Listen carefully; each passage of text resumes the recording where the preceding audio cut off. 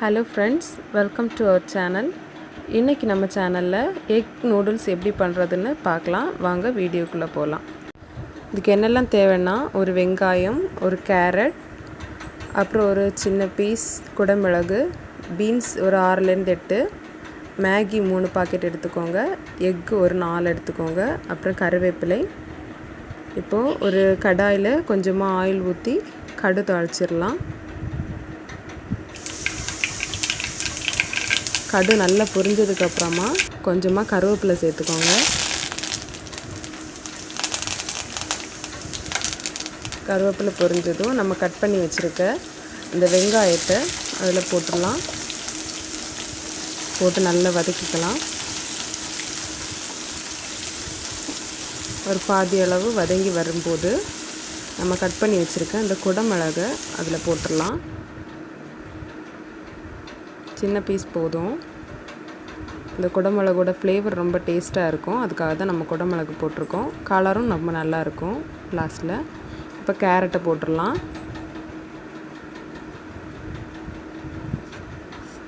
நல்லா மிக்ஸ் பண்ணி விட்டுக்கலாம். இப்போ கட் பண்ணி வச்சுருக்க பீன்ஸையும் அதில் போட்டுடலாம். கொஞ்ச நேரம் வதக்கிக்கலாம். எல்லாத்தையும் சேர்த்து நல்லா வதக்கிட்டு இப்போ இதில் நம்ம வாட்டர் ஆட் பண்ண போகிறோம். வாட்டர் இப்போது ஒரு 250 ml, ஒரு பேக்கெட்டுக்கு 250 ml வச்சு நம்ம ஆட் பண்ணுறோம். 3 பாக்கெட்டுக்கு 3 கப் நான் ஊற்றிருக்கேன். இப்போ அதை கொதிக்க விட்டுறலாம். உப்பு எதுவுமே போட வேண்டிய தேவையில்லை. மேகி மசாலா மட்டும் போட்டால் போதும். இல்லை உப்பு கம்மியாக இருக்கும் அப்படின்னு ஃபீல் பண்ணுறவங்க அதில் கொஞ்சமாக உப்பு சேர்த்துக்கோங்க. நான் உப்பு எதுவுமே ஆட் பண்ணலை.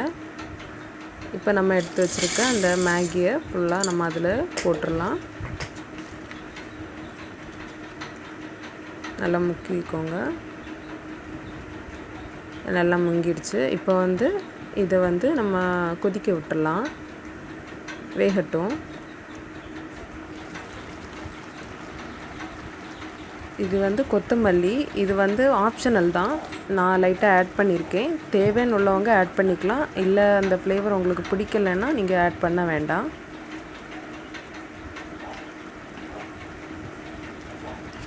லைட்டாக ஒரு ஃப்ளேவருக்காக தான் நான் ஆட் பண்ணியிருக்கேன்.